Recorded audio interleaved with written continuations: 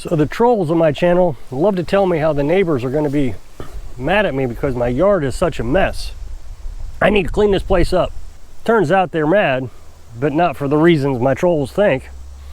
I mean, obviously when we first got here, the place was a disaster, and it's 1000% better than it used to be. I mean, I recognize the camper's a little trashy looking, and we're going to tear that down this winter, but for the most part, it's, well, like I said, 1000% better. As you know, we've got 1200 watts of solar panels. And so far, since I've upgraded the solar panels, we've not needed to run the generator. I have, but I don't think I really needed to. For example, last night, I ran it for a half hour, 45 minutes. Yesterday, it was cloudy all day until about 4 p.m. And I came down here, I don't know, about 6 p.m. and checked the charge. And it looked like it was charging. As a matter of fact, I ran it for a couple seconds, the generator, just to test it. I've hooked the battery charger up to see if the charger would be able to produce electricity. See, what it is, if batteries are charged, the batteries won't accept anything from the battery charger. So I shut it off. Well, then I came back down at 8 o'clock because I was still concerned that the batteries may have not gotten charged with the little bit of sun that we had for those couple hours. And so I ran it for a half hour. I don't think I needed to. The freezer was running, so it was taking 10 amps and different things, but I just went ahead and ran it for a half hour. So, like I said, I really haven't had to run the generator. At least I don't think I've had to run it. I have ran it, I want to be honest, but I don't think I needed to. And I haven't run it that much. In the wintertime, I was getting gas probably every week, maybe 2. But I haven't gotten gas in probably over 2 months. For the generator, I want to back up. I have gotten gas because I had to get gas for the lawnmower. We're producing all the electric that we need. And I've added, since, you know, I've improved it, the well pump. The well pump has been added to the electrical load. Now, yesterday I didn't run the well pump, and we both took showers and did our normal routine because I want to see, before winter gets here, if the solar panels can keep up through cloudy days. And so yesterday I didn't fill it, but today I did fill it, and it was quite low, the IBC tank that is. And Carolyn had used both sinks of water for laundry, so I had to fill everything. Well, it's a nice beautiful day, and it's like a fall temperature day, so the panels aren't hot. It's not even 78 degrees outside, so the panels are producing all the electricity that they can produce. Turned the well pump on, I was getting 58 amps. I'm supposed to get 60, but 58. Anything could have hampered that. I mean, I've told you in the past that, like, this panel here has a big old crack in the window. It's hard to see in the camera, but there's a crack there. So I'm losing some amperage there, but 58 is not bad. So I've got a total of 60, like I said. So I'm producing everything I need to. So I filled everything up. It's by 11 o'clock, the batteries were charged. So we have kind of a, well, you can see, kind of a cloudy, partly cloudy day. A little bit more cloudy this morning than it is now. So by 11 o'clock, tanks were filled, batteries were charged, and I didn't need to run the generator other than that half hour that I did run it. Well, last night, another huge storm came through. Now, I hate to say this because every time I talk about the storms that are coming through, I always say, this is the biggest storm we've had since we moved here.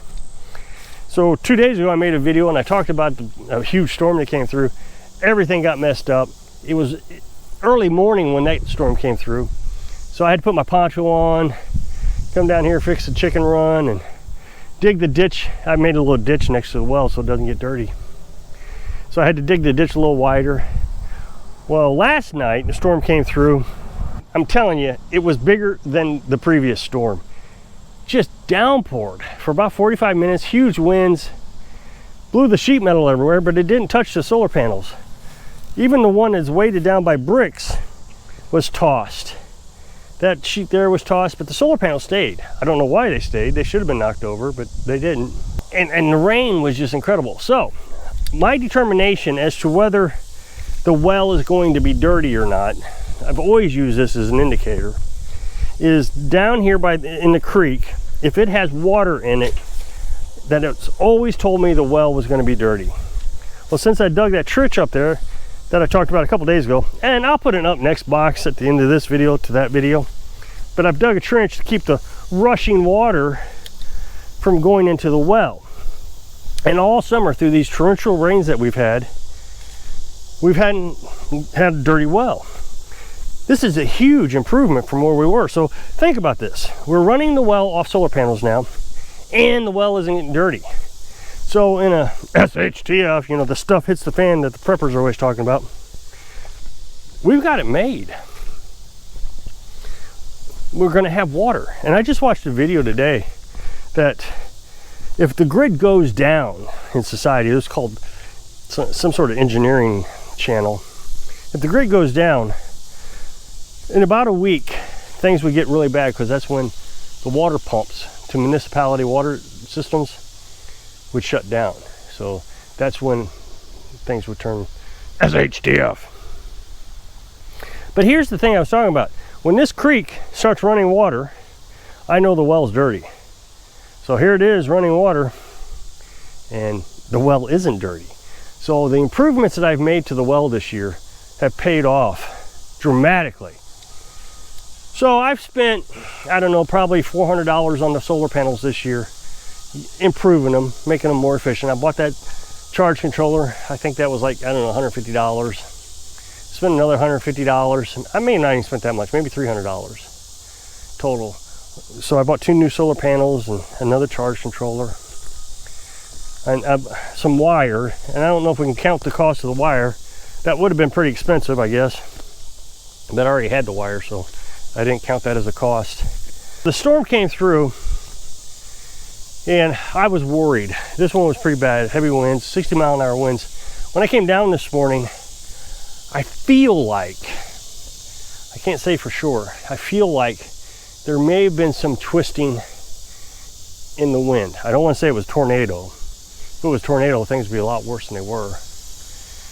But the thing is like the sheet metal I showed you, one sheet blew that way and another sheet blew that way. If it was straight line winds, always the case, if something gets blown, it all gets blown in the same direction. There were several things like that where everything was kind of blown in different directions. Another indicator that I had, since some of the sheet metal went that way, was my lawnmower tarp always blows off in these heavy rains. And it didn't. So I'm wondering if the shed protected the tarp. You know, that's just a guess, I don't know. It was just something that popped in my head. I'm not even saying that's a true fact. And then I strapped the shed down to make sure that it doesn't blow away. And see how loose that is? Usually it's really tight. And so now I'm kind of wondering if the shed scooted this direction. So the wind's coming from the south, scooting the shed towards the north. I don't know. I mean, it would make sense, since the solar panels didn't flip over, that the wind was coming this direction. But then how do you explain the sheet metal? I don't know. It was just a strange wind pattern, that's all.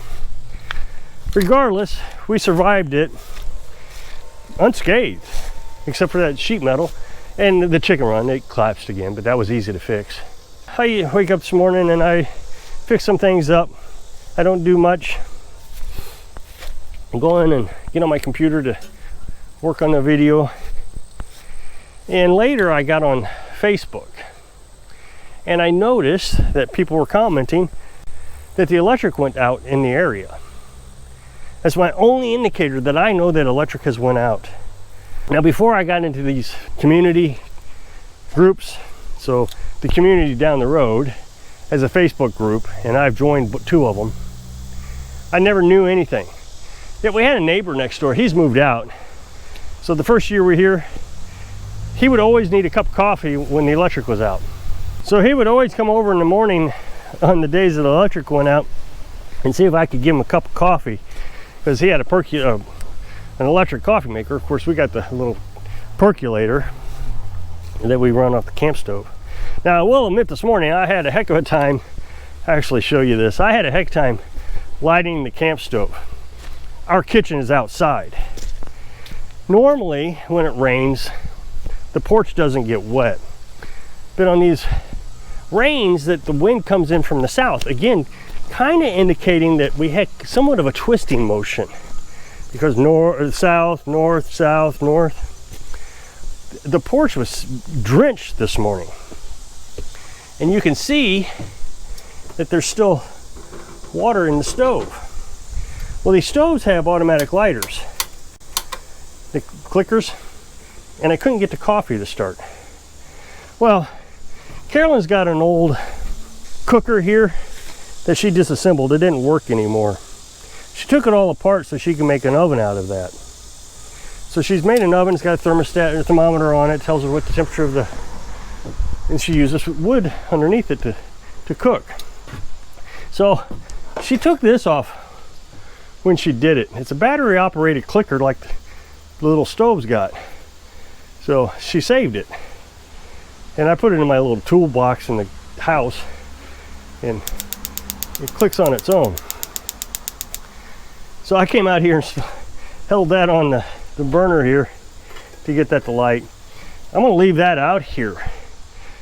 Pretty good little thing. Now I know I could go buy a lighter.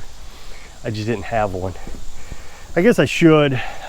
We used to save all our lighters when we smoked, saved all our lighters when they went out, so I could have the flint in case. That's HTF. Remember, I used to be a prepper, big conspiracy theorist. Well, now I just figure I can figure out a way to make things spark. I even considered grounding out the batteries down there and lighting maybe a piece of paper or something with wire. You can even do that with a steel wool, you know, that scrubby thing. So I just took a wire, negative to positive, and then spark it. I considered doing that, but then I remembered that I had that little clicker. That's actually what made me remember the little clicker. So I'm not that big of a worried about how I'm going to start a fire. We got a million ways around here, but when you're waking up 5 o'clock in the morning, like, how am I going to get that thing to light? But I figured it out. By 5:30, I had it lit. By 5:50, I had coffee, which is a little bit later than normal. So he would have still gotten his coffee if he was still here. But like I said, this morning I found it out on Facebook. Guy said he'd go around cutting up people's trees in their yard in the AM, just let him know.